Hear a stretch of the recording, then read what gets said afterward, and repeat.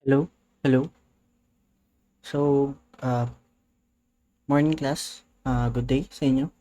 So, we're going to tackle about a new lesson today in which we are talking about functions.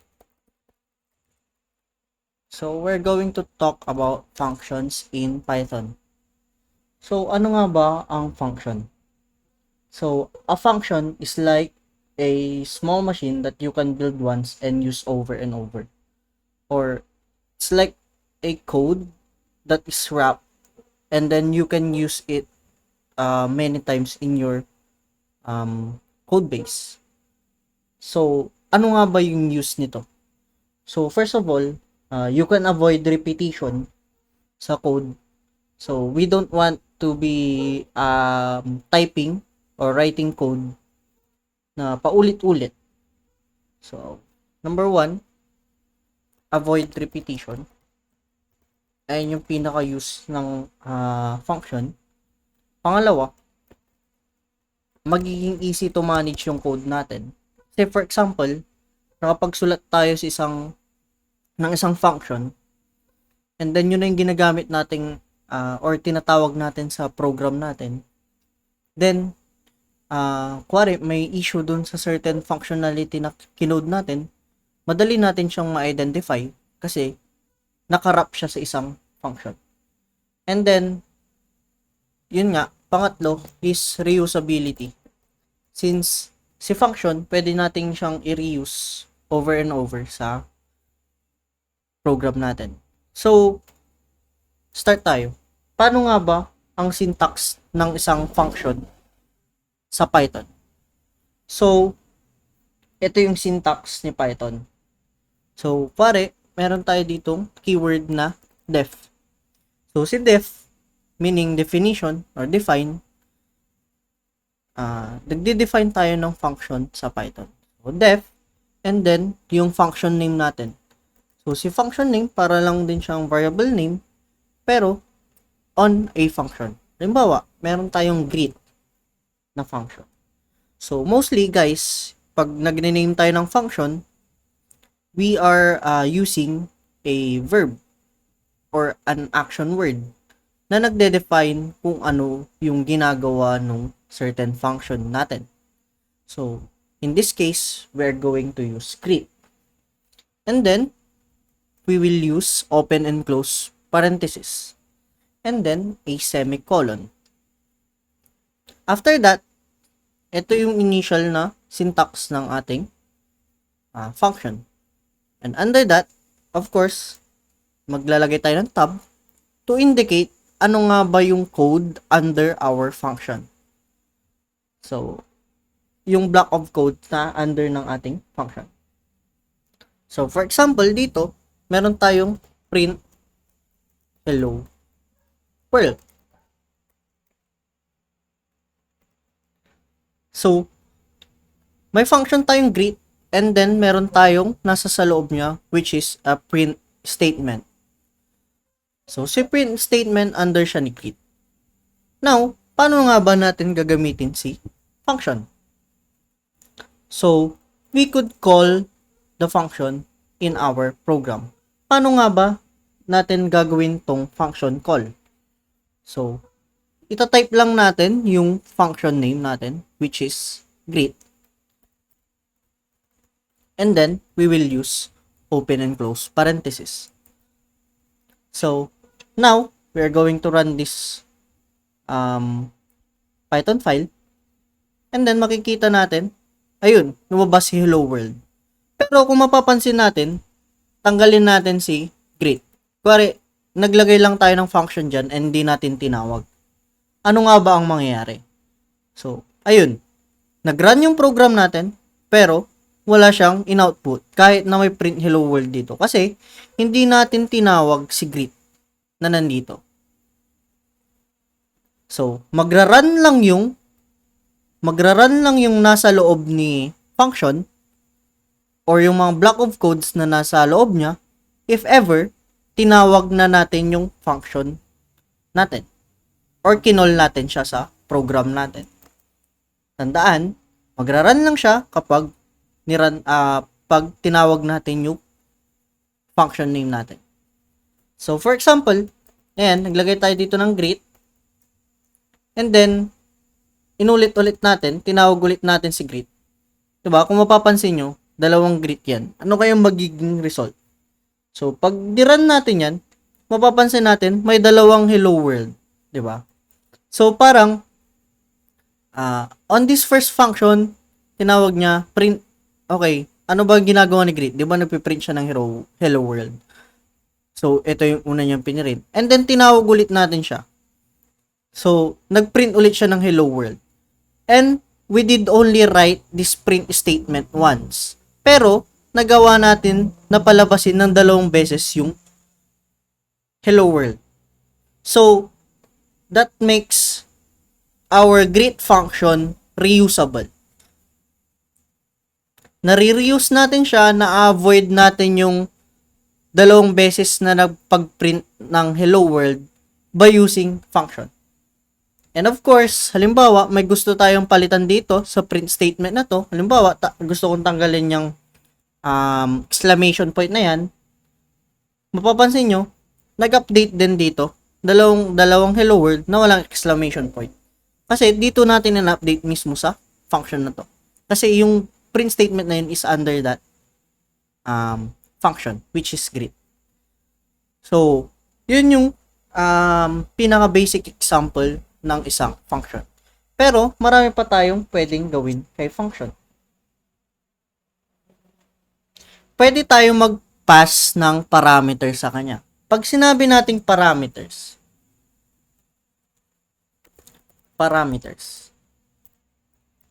ito yung mga variables or ito yung mga arguments na kailangan ng isang function para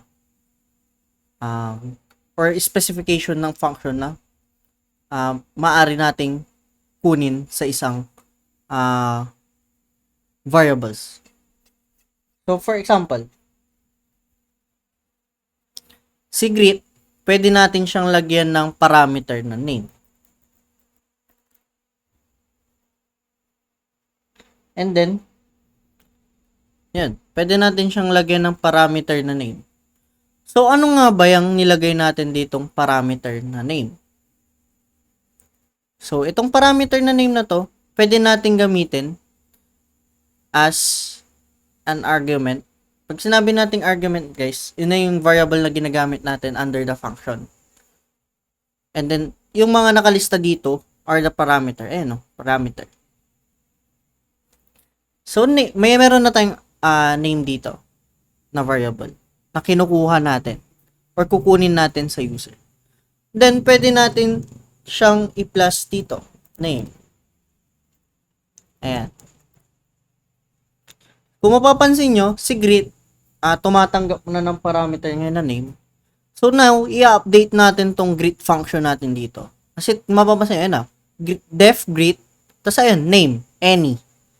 So, sabi, pwede tayo magpasa dito ng any variable and then magko-correspond siya dito sa name na to. So, for example, naglagay tayo dito ng Alice na name. Tanggalin natin to. Tignan natin kung anong magiging result. Mapapansin nyo, naging hello world Alice na siya. Kasi, naglagay tayo dito ng Alice na variable or ng string. Etong Alice na to nag-correspond dito sa name na to, which is pinasa natin after ng hello world statement na to. So, ang mangyayari dyan, for example, nag-add tayo ng another name, another greet function, and then, pinalitan natin ng pangalan, ayan, Dave. So, dapat ang makikita natin is dalawang hello world, pero different name. Kasi this function corresponds na Alice yung variable na pinasa natin, or string variable yung pinasa natin. And then dito sa pangalawang greet function, Dave naman yung pinasa natin. So, dito sa unang function, sa unang call niya, okay, tatawagin ko si diff greet. ipapasa ko tong pangalan na to. Pinasa dito, binasa niya to, and then, ano nga ba yung pinasa dito? Alice. So, pinirint niya si Alice dito. And then, meron na namang pangalawang function greet. Pero this time, yung pinasa na is Dave. So, pinasa si Dave dito, nag-correspond siya dito, ginamit si variable na name dito. So, eto na yung naging result. So, that's how you use parameters on a function. And then, so, hindi lang for printing si function. As I said earlier, ginagamit din si function to avoid repetition sa ating code. And then, ang main purpose ni function is to write a block of code na may ginagawa or may functionality sa code natin. For example, naglagay tayo dito ng function na add. So, si add, meron siyang parameters. Meron siyang parameters na number 1 and then number 2.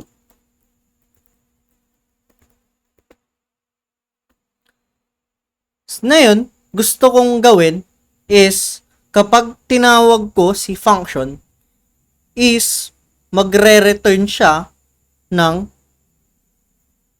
sum or ng addition ng number 1 and number 2. So, pag sinabi nating return, guys, ito yung binabalik na value ng isang function. So, pag tinawag natin yung function na yun, may binabalik siyang value. And this time, ang gusto kong ibalik niya na value is yung sum ng number 1 and number 2 na ipapasa natin. So, paano nga ba natin yun gagawin? So, pwede tayong maglagay dito ng variable na sum.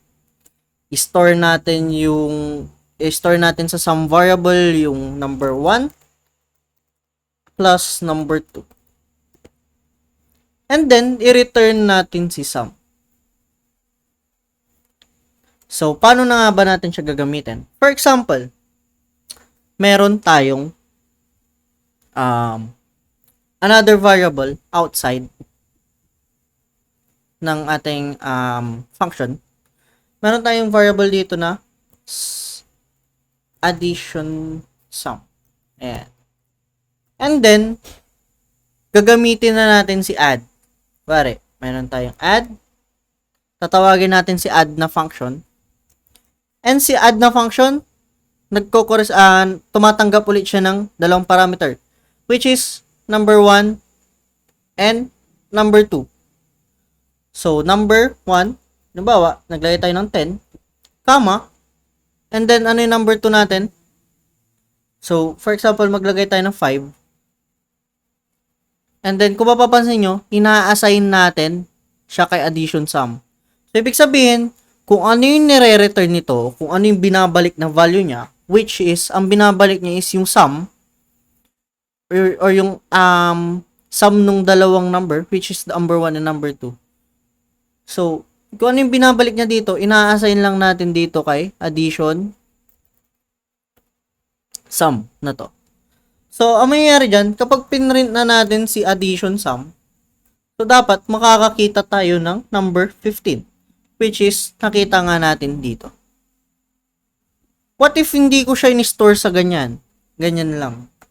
So, natural, hindi natin makikita yung result. Kasi, gumamit tayo ng return function.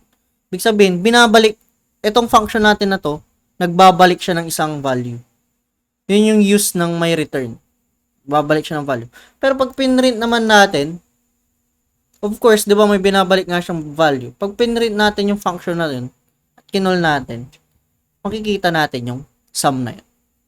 So, yun yung pinagkaiba niya sa ganito, na walang return value. Ibig sabihin nito, void function lang siya, wala siyang nire-return. Ibig sabihin, may ginagawa lang siyang parang process. Ito naman, yung may return, is may binabalik siyang value. After nung certain process na ginagawa ng function. So, yun yung pinagkaiba niya. Ayan. So, may greet tayo dito. div na ganyan. Dito, may piniprint tayong may nire-return na function. And then, sa function guys, meron din tayong tinatawag na mga default parameters or default arguments. So, pag sinabi nating default, ibig sabihin, halimbawa, may def tayo dito. And then, meron tayo ditong greet with default na function.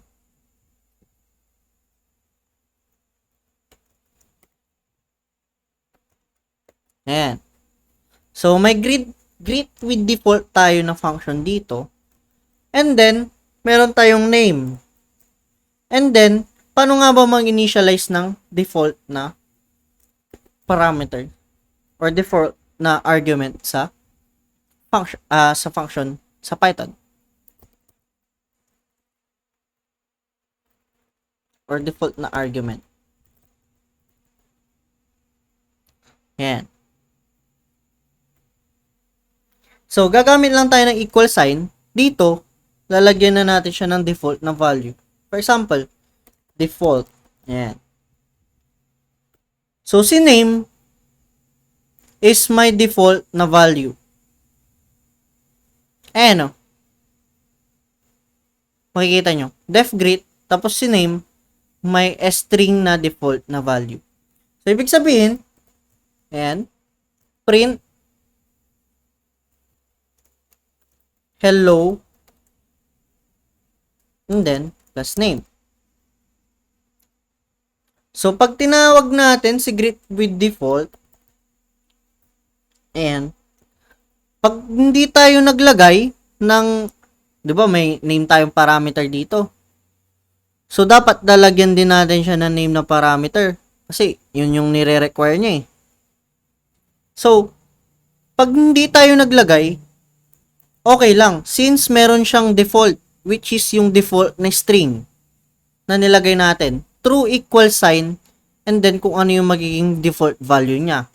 So, pag nirun natin yan, yan, sabi niya, hello default. Pero once na kinargahan na natin yan, ng function, ng another na value, halimbawa, yan, this is another value, ayan natin. And then, nirun natin yan, ayun, ang sinunod niya na is yung another value na nilagay natin. Kumbaga, in-override niya na yung default na nilagay natin dito. So, ang use ng default is, for example, if hindi natin lalagyan ng something na value, yun yung gagamitin niyang value. If lalagyan naman natin, then, yun yung i-use niyang value. So, mapapansin nyo kung familiar kayo kay range, di ba? Si range, kung matatandaan nyo, kung naglagay ka lang ng isang ganyan, is, ang count niya is 0 to 9. Kasi, may default value siyang 0 sa start, and then, meron siyang default na value na 1 sa step. So, yung use niya. Kaya, pag in-override nyo yung halimbawa, in-override nyo na yung ibang values niya na ganyan, halimbawa, yan, 1, ang ipiprint niya is 1, 3, 5, 7, 9. Kasi in-override nyo na yung step niya dito, and then in-override nyo na rin yung start. So, yun yung yung use nun. So, si range is a built-in function or built-in method sa Python. So, ganun siya ginawa. So, ayun yung basics ng Python sa ayun yung basics ng function sa Python, guys. So, hope you understand and hope may natutunan kayo for today's lesson. That's all.